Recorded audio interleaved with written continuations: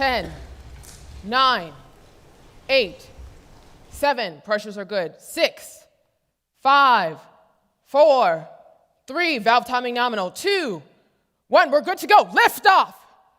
5,000 miles, no excessive vibrations, 10,000 miles, temperatures are good, 15,000 miles, 17,000 miles.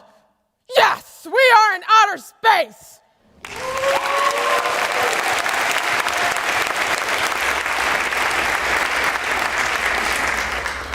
That was me, an award-winning rocket scientist sitting in mission control. I helped successfully launch Discovery, Columbia, Atlantis, and Endeavour space shuttles. Thank you.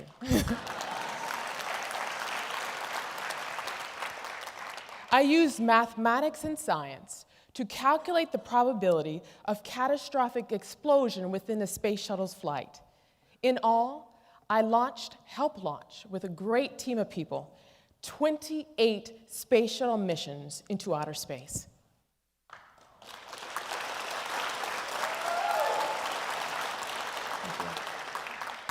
Now I can stand here and tell you how great it was to launch from the mission control. I can tell you how it was like to sign off and authorize multi-million-dollar engine tests. But I'm not. I can tell you how great it is to be an author and a TV host now. But I'm not. Rather, I'm going to talk about you and me and what comes in our mind in the middle of challenges. Fear. Fear. What have you always wanted to do in life? Do you want to be a multi-million-dollar business owner? Do you want to be the first in your family to graduate from college? Do you want to start a family? Well, for me, I always wanted to be a rocket scientist, but obstacle and roadblocks came into my path where I questioned whether or not I'd be able to do it. The truth is this: if we do not have a way to reprogram our minds to overcome fear, we will never be successful at our own specific missions in life. But there's good news. I have personally devised a 3-step method to overcome fear and reprogram the brain using 3 key decisions, and I'm going to share them with you today. The first decision is this: you must name and reject your fear. You must name and reject your fear. Now, the easiest way for me to tell you about all these 3 decisions is to take you back in my life and to share with you what happened with me so you have a better idea of how to use these 3 decisions. And it started when I was 6 years old, and I'll never forget that day. I went on a field trip to the Jet Propulsion Laboratory, and there it was wonderful.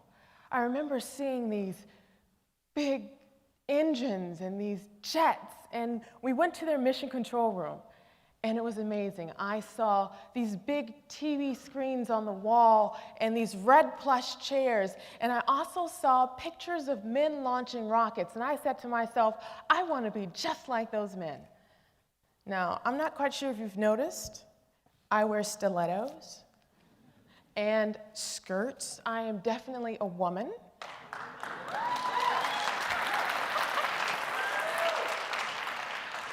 And that didn't stop me. I wanted to be just like these men. But obstacles came into my path.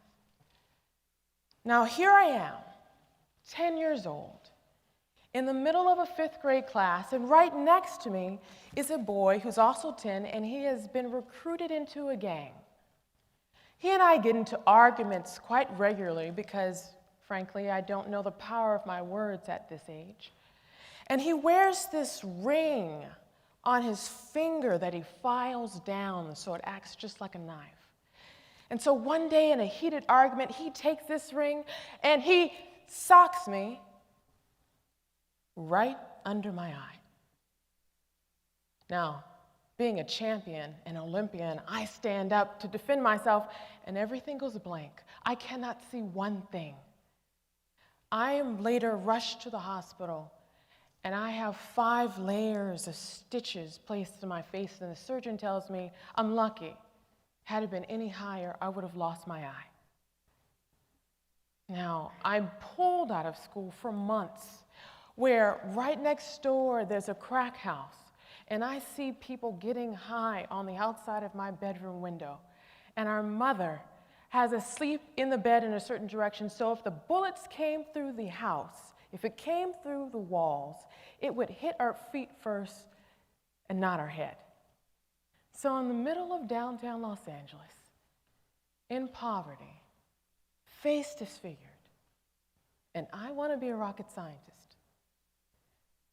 Next, I am placed into another school where I fail algebra, then I fail geometry, and then I go to a performing arts school and I fail chemistry, then make a D in calculus.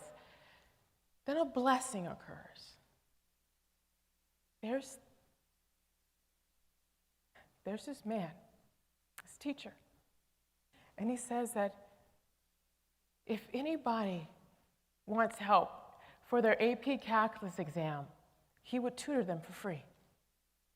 So I jump at this opportunity, and I catch the bus 2 hours each way just to sit with this man for 1 hour. And I remember looking at the information, and I remember thinking, wait, I can get this. I can get this. I may not understand it now, but I will. I'm not going to let failure stop me. And that was the first time I learned to name and reject my fear.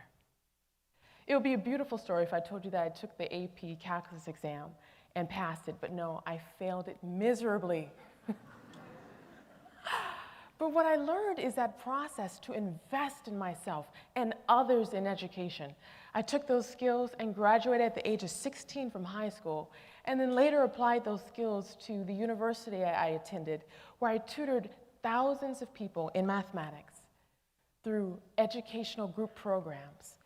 And I and other people learned to name and reject their fear.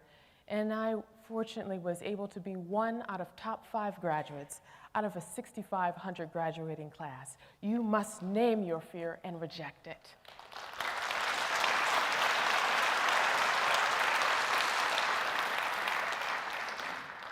The second decision is this. You must reprogram your brain with different thoughts. You must reprogram your brain with different thoughts. You know how you have a computer and it may be infected with a virus, and you have to take the virus off the computer and reboot it so it operates correctly? Well, our brains are the exact same way. What we have to do is take the virus out, what's called fear. And I learned this my first couple of months working as a rocket scientist. Now, I'm going to share a secret with you. When I first started in rocket science, I was completely intimidated. I remember going inside this room, and there was around 200 people in this room, and I remember looking around, and I was the only woman.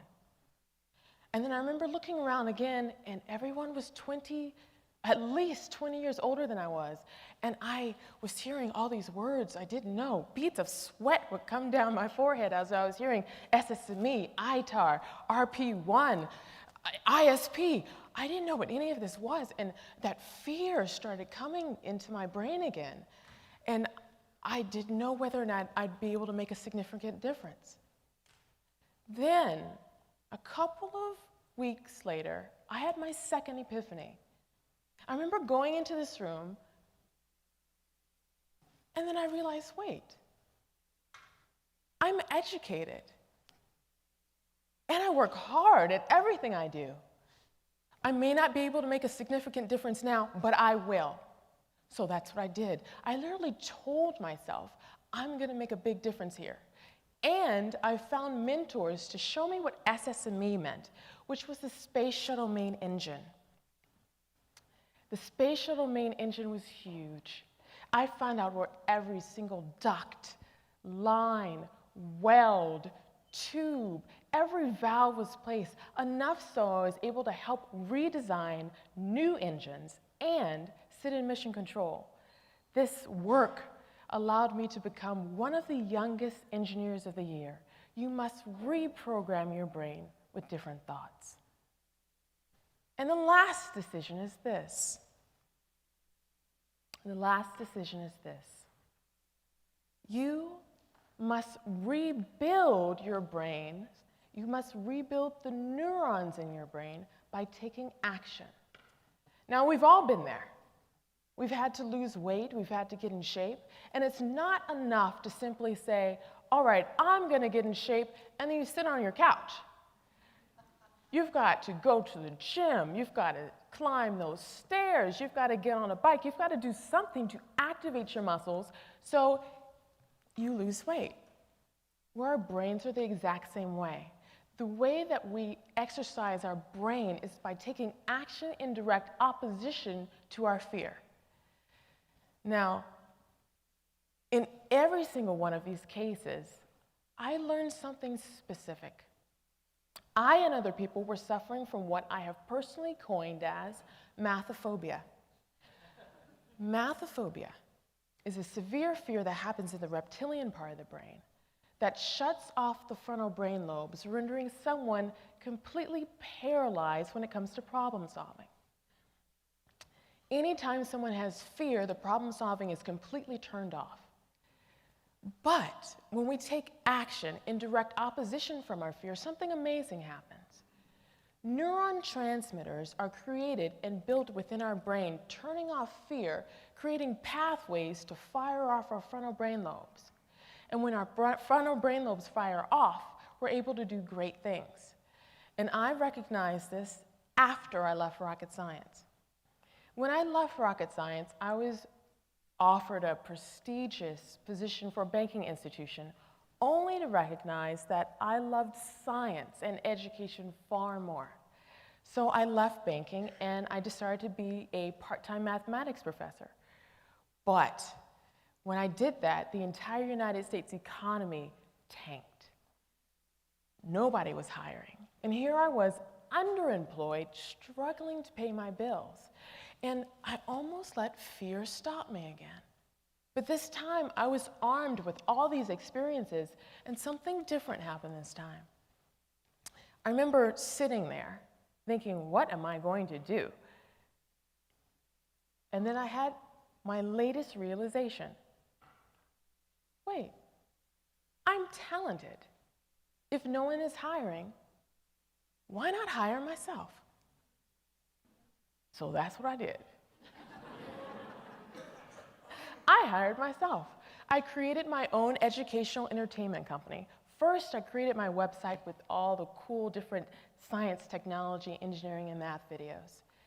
Then what I did is form the company specifically. I had to find out the difference between the S corporation and a C corporation. Next, what I did is I hired tutors. Then I wrote a book. Now my team and I are creating educational TV shows for network programming. I didn't know how to do any of this. But in that process of learning to become a beginner again, what I was doing is turning off the fear in my own head, creating neuron transmitters in my own brain, firing my frontal lobes, allowing myself to be creative and creating opportunities. So, if there's one thing I want you to remember today, it's this. You can reprogram your brain to override fear if you name and reject your fear. Reprogram your brain with different thoughts and take action in direct opposition to your fear. If you do all these three things, guess what? You can do anything you set your mind to, even become a rocket scientist.